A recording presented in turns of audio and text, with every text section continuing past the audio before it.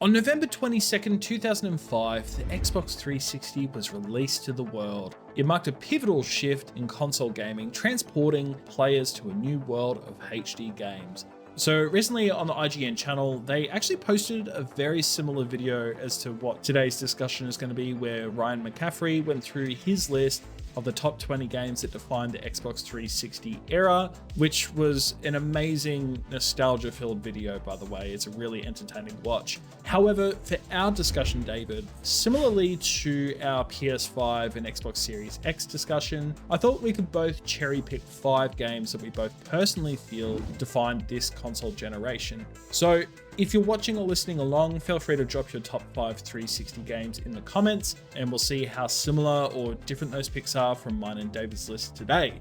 So with that being said, David, why don't you kick things off with your first pick for today's video? The era of the 360 and PS3, and I guess you can say the Wii as well, was a pivotal transition in the gaming industry from going to standard HD to high definition gaming, with obviously a better online multiplayer components on all systems. We really did eat well during that era because we had so many good games come out. So while going for the list, it was incredibly difficult to narrow it down to 5, but for my first pick, I decided to go maybe a little bit different. I don't think you would expect this one to be on my list, but my first choice is Batman Arkham City, which is the sequel to Arkham Asylum. No, I didn't expect that. I remember when this game first came out, and I fell in love with the Arkham series after playing Asylum, and this game took over my life. Rocksteady were at its peak when they developed this game. It took the foundations of Arkham Asylum and they brought it better and more bigger in the Arkham City game world. It took over my life. I felt like I was Batman.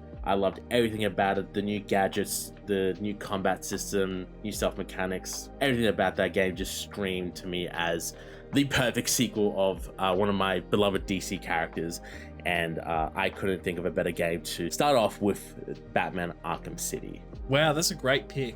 I think as well, Arkham City was just so unique with its art style, with its promotional material, and it was a massive leap going from the just being confined to the asylum to the whole city, and it just worked. I think it was awesome, and especially with the combat mechanics as well. Rocksteady just fucking nailed it with that game. So that's a really great pick. One that I definitely didn't expect you to pick. So well done.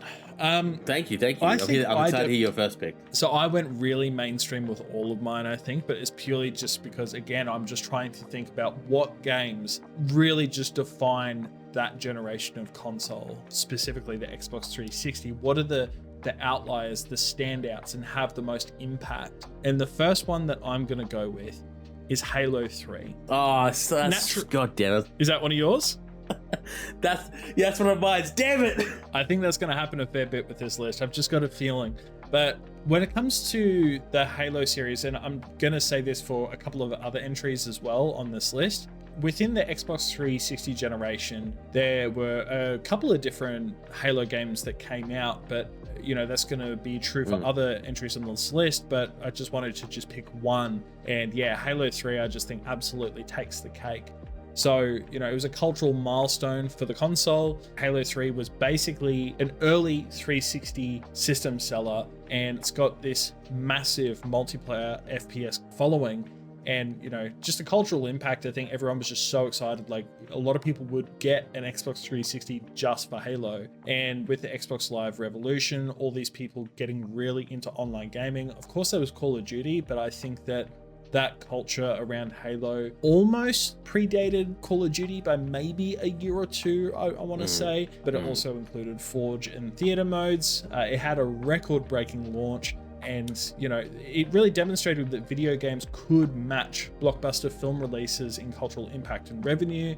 And yeah, I just think that as far as like that competitive gaming goes and LAN play gaming goes, and I think that it also represented like the peak of pop culture or online content, like, you know, Red versus Blue and stuff like that. Halo 3 is just such a significant milestone in the Xbox 360 console era. You literally took the words right out of my mouth. I couldn't have said it better myself, even if I tried. Halo 3 was an amazing game to be released on that generation. It took over the world when it came out. I mean, you literally, Bungie said it, you finished the fight in that game, and they went all out in that third entry with the inclusion of the beautifully crafted campaign, the amazing multiplayer, and the great addition of Forge. There's so many memories that I can think of right now of just playing Halo with my friends, and to me, I think a lot of our viewers who are probably listening to this probably feel the same way about Halo 3, that it just has a special place in all of our hearts, and it will always remain, I think, one of the best games, or one of the top games in that era for 360 or the PS3 and stuff like that. Yeah, absolutely. I could not agree more. But moving along, so I know that I just swiped up one of your picks, so I think that, it's your turn to pick another one. So what's your second or third pick, I guess we could say? Well, I just wanted to preface by saying, I went beyond mainstream as much as I could, but for me, this game just holds a special place in my heart, in my gaming memory, I guess, and that's going to be Rockstar Red Dead Redemption 1, which we say Red Dead Redemption 1 is definitely, I think, one of the games that defines that generation. I remember when the first trailer of Red Dead Redemption 1 was released, I had no idea about what this game was, or why is Rockstar making a cowboy game. But when I picked it up on release day, I fell in love with that world, and it was Rockstar at its peak. Beautifully crafted world with its beautiful mechanics, beautiful story, incredible writing, incredible voice acting. That game took over my life in 2010, I think it was released. And I swear, when I went to school, everyone was talking about this game. Everyone was talking about being a cowboy in the Wild Wild West. And I honestly, to me, it was the best cowboy experience that you could possibly play. And that's why I believe it deserves to be on this list for the top 5. You could almost pick any Rockstar game from this console generation.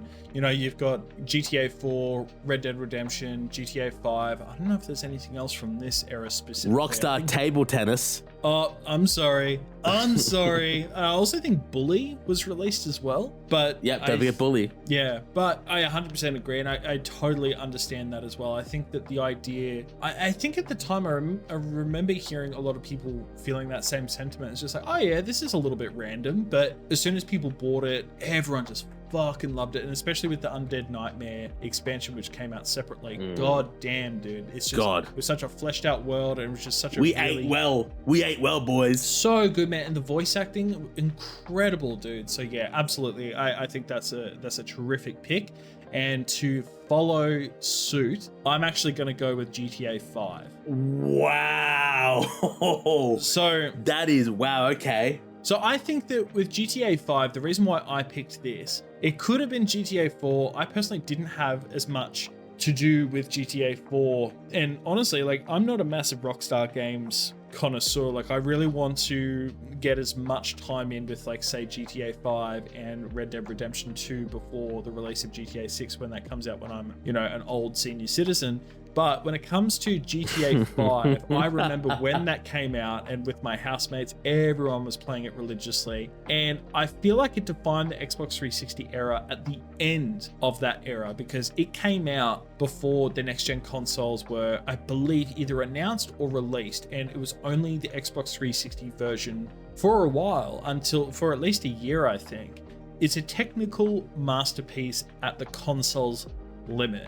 GTA 5 pushed the 360 to its absolute breaking point, proving what late-gen optimization could achieve. I also think Halo 4 did this too, but for me, I just think that GTA 5 was just massive. Of course it was massive. It was a massive cultural and commercial moment in the 360's lifespan. It became one of the largest launch events in history, and it also gave birth to GTA Online, which is still running today and is still massive. Crazy, it's still going today. Oh, 100%, dude. And I also think it redefined open world expectations as well. With its seamless character switching and the world density, it just raised the bar for open world games across all platforms. So for me personally, I can absolutely see the argument for any other game like GTA 4, Red Dead Redemption, like yours. But for me, I just think that GTA 5 represents the peak, or just is almost like looking into the sun as it's setting, as the new sun rises on the new consoles. You know what I mean? I just felt like it just reached this. It was like the culmination of that console generation. So yeah, so that's my next pick. You know what? I have to agree with you. You could put pretty much any Rockstar game in that list, and it's crazy to think that GTA 5 is that old. That Yeah, dude, came how out on fucked a is console that? that's turned 20 years. Like, that's crazy to me. Yeah, but it's so crazy though, like seeing what the games looked like at the start of the console generation and looking at, you know, obviously what they look like towards the end. It's insane, dude. It's insane how much progress was made. Visual progress was made with that 360 era. So yeah, I just think that's awesome. But okay, so I've gone through 2 and you've gone through 2 as well. I think technically 3 of yours. So this is now your 4th one. Technically 3. Yeah. So Yeah, what's your... so I really wanted to have an RPG listed on this list because there were so many amazing RPGs released in that era. Like, you know, you got Oblivion, the Fallout, the Witcher series, so many incredible fantasy role-playing games. And I struggled with this one because, like, which one do I pick? Which one do I have like the most fondness over? Which one did I play the most? Which one did I think really like raise the bar and define a generation? And it was a tough choice, but I came to the conclusion that is Mass Effect 2. Oh, dude, I picked Mass Effect 1, but it was purely just like, it was more like Mass Effect as a whole. So honestly, I'm actually kind of happy to go with Mass Effect 2, meet in the middle here. So I'd love to hear your reasoning behind Mass Effect 2. Yeah. So, you know, I played the original Mass Effect on the 360, but then when I played Mass Effect 2, just like what Rocksteady did with Arkham City, they improved the game in so many different ways and raised the bar even further than the original entry in the Mass Effect series. I fell in love with this game completely. I love playing as Commander Shepard, reliving this story, obviously, with trying to fight off the collectors, meeting these new cast of characters, and it's a sci-fi RPG, and I loved everything to do with sci-fi. So just living and breathing and playing this world, I could not possibly think of any other game that deserves to be in the spot because it literally is one of my favorite RPGs of all time. Sci-fi RPGs, I would say, because man, BioWare, they cooked so well with this game. It was beautifully designed, incredible writing, amazing voice actors, and improved gameplay just makes this the cherry on top for me. Couldn't agree more, my friend. I think that when you say that there's like the BioWare formula, I think everyone kind of agrees and knows what the BioWare formula is. And I think that that's purely because of, you know, Mass Effect 1, Mass Effect 2, Dragon Age Origins, like that era of BioWare games. And obviously the amazing work that they did on the Old Republic, the Old Republic, I should say. But, you know, I would say that if you wanted to have this experience of basically this movie quality cinematic narrative, of course, you know, you've got those games on the PS3 like Heavy Rain and all that stuff, but I think that the thing that the Mass Effect series captured was, it was great action, even better in Mass Effect 2 over Mass Effect 1. Mass Effect 1 was kind of, it felt a bit janky, but you know, the fact that you can like romance. Oh, those elevator rides. Oh, the worst, dude, the worst. But you know, you can romance people. The action was much better in Mass Effect 2. The graphics look incredible. I think that was the big thing for me when I played through Mass Effect 2 for the first time, is I remember just how beautiful the game looked. It looked next gen on the Xbox 360 console. Yeah. And I just think that the world building was amazing. And it was also just, I really miss, when it comes to games like that, just talking about, wow, so I played through this game and this is my outcome. And it's completely different to what your experience and outcome was. And just being able to have those conversations about really special games that plant their feet in the ground and they make their mark, you know, within that generation. And I just think that Mass Effect, but more specifically, I'd say that the Mass Effect trilogy, because how crazy is it, dude? The whole Mass Effect trilogy took place within the 360 console generation. So that blows my mind. Rockstar could never. Yeah, Rockstar couldn't. They wouldn't dare do that. Yeah, Mass Effect 2, man, great pick. And, you know, I guess I kind of changed mine to Mass Effect 2, but more or less, mine was originally Mass Effect, but more just Mass Effect trilogy. But yeah, couldn't agree more. So I might go into my next one then, because that means we'll both have one left after this. So I want to think about the early era of Xbox 360, the early gen technical showcase, and I'm thinking the original Dead Rising. Dead Rising in 2006 was one of the first games that, to me, where I was like, holy fuck, this is next gen. I know it technically wasn't a launch game because it came out the year after the release, but my god, dude, the technical capability of having so many zombies, like literally hundreds of zombies on screen at once. And, you know, by today's standards, the game looks like a fucking piece of mud. But, you know, you've got the remake that came out. But the fact that you could have, it was mind-blowing. I think that the idea that you could have this sandbox of the Willamette Plaza, the shopping mall, and then you can just seamlessly go into any store, pick up any weapon or item, and there's just so many zombies just crawling around at any given moment. I just thought that that was fucking mind-blowing. And even just when you think about it, the whole implementation of the time pressure as well, I thought that was quite innovative to have that feature of like, okay, you've got 3 in-game days to basically live or survive before, you know, the army comes or whatever, and it added this extra level of pressure for the story itself. So I don't know, man. I just thought that it was a really great experience. It was one of those early games on the Xbox 360 console where I just kept coming back to it. I kept wanting to play it because it was just fun, dude. Just fucking hacking your way through all of these zombies with all of these like really creative ways of doing so. So that's why I think that for an early Xbox 360 game, I feel like this is absolutely up there as being one of the first points within the console life cycle, whereas it's like, wow, okay, this is an next-gen experience. What about you? Wow, that's honestly a really great pick. Dead Rising wasn't even on my list, and I played so many hours of Dead Rising 1 on my 360. I fell in love with that game, and just, you are right, the technical scale when that game was released was incredible. Just to be like, there's this many zombies in my screen, and I can literally go to any store, pick up any weapon and use it against them, and just the comedic value of that game as well, because there was some wacky moments. So great pick for Dead Rising. Yeah, thanks man.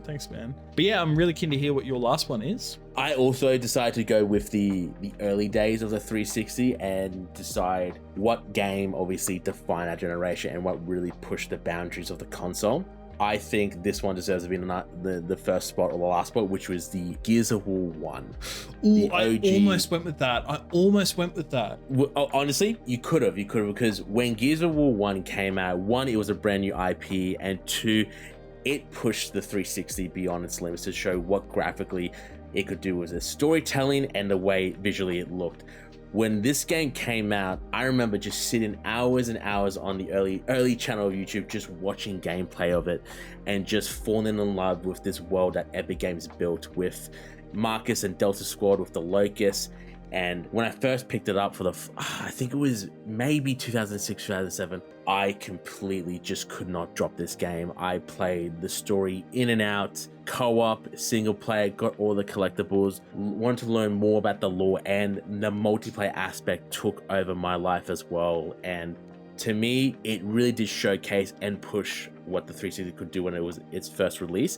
And I felt like after Gears of War was released, I felt like every other game decided to adopt the cover shooting mechanic because that's what Gears of War did, and it was so popular, but it could never craft it as well as Epic Games did back when it was first released. Yeah, well, I almost feel like everyone kind of adopted that horde mode. I mean, I think technically Call of Duty World at War might have been the first iteration of like zombies or whatever, and maybe Gears of War 2, they innovated with horde mode and kind of made it their own, which I think a lot of people tried to emulate. But I feel like Gears of War, especially with the first two, they were kind of like the market leaders or the pioneers, I should say, of their type of game to a certain degree. So yeah, I think that's a really great pick. And honestly, I'm glad you picked that so I can actually have that on this list while also talking about this other game. Okay. So the fifth one that I picked, my final pick, is Call of Duty Modern Warfare 2.